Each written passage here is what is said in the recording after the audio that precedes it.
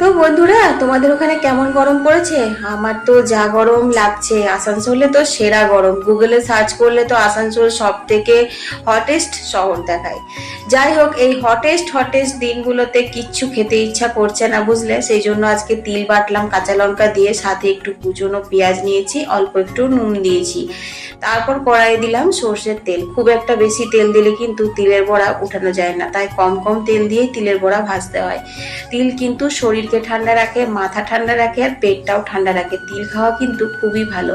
যাই হোক, উল্টে পাল্টে তিলের বড়াগুলো ভেজে নিয়েছি। শুধু পেটটা ঠান্ডা নয়, পেটটা একটু গরমও হবে, কারণ আজকে করব হচ্ছে একটা মাছের ডিমের দারুণ রেসিপি।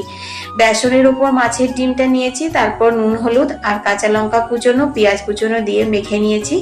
তারপর নর্মাল যেরকম ভাবে কয়েকটা পকোড়া করে নিচ্ছি, যেমন আমরা মাছের ডিমের পকোড়া করি। কারণ বুবলা বললো, মামি তুমি আমাকে আগে মাছের ডিমের পকোড়া কয়েকটা করে দিও, তারপর তোমার নতুন এক্সপেরিমেন্টটা করো। আসলে ওরা বাবা ছেলেও ভয় পেয়ে গেছে, কিন্তু এটা খেতে খুব সুস্বাদু হয়। তোমরা অবশ্যই বাড়িতে ট্রাই করো। ওই একই গুলুনিটা আমি অল্প জল দিয়ে পাতলা করে নিয়েছি, তারপর একটু অমলেট বানিয়ে নিলাম। মাছের ডিমের অমলেট কিন্তু খেতে খুব ভালো লাগে আর খুব নরম হয়। আর যদি এটা রান্না করা যায় তাহলে তো বলারই নেই। তো 4 পিস ভাগে ভাগ করে নিলাম। পুরো ভেতরটাই কিন্তু একদম নরম হয়ে আছে মাছের ডিমগুলো। তারপর সর্ষের তেলে পাঁচফোড়ন দিয়ে, পেঁয়াজ দিয়ে, লঙ্কা দিয়ে ভালো করে ভেজে নিচ্ছি। ভাজতে ভাজতে নুন দিয়ে দিলাম, হলুদও দিয়ে দিলাম। তারপর একটু নাড়াচাড়া করে সাদা সর্ষে, কাঁচা লঙ্কা, পোস্তর একটা পেস্ট করে রেখেছিলাম, সেইটা দিয়ে দিলাম।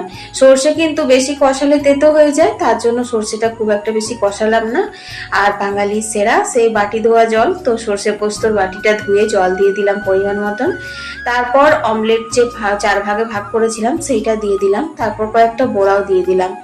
এরপর 1 ফুট ফুটলেই কিন্তু রেডি হয়ে যাবে মাছের ডিমের অমলেটের ঝাল দেওয়া। এটা খেতে যে কি দারুণ হয়েছিল কি বলবো। তোমরা অবশ্যই একবার খেয়ে আমাকে কমেন্ট করে জানিও কেমন লাগলো।